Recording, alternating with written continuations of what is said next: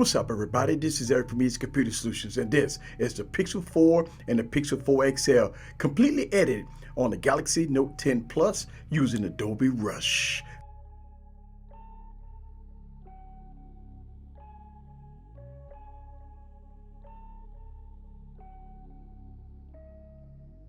So let me give you my first impressions of the Pixel 4 and the Pixel 4 XL as I take this device out of the box.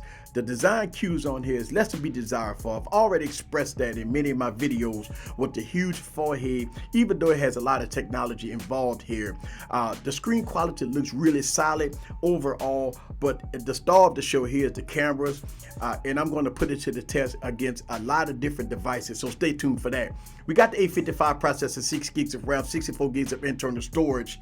When it comes down to that at the base model price, you be the judge for yourself. I got a lot of video to come for the Pixel 4 and the Pixel 4 XL.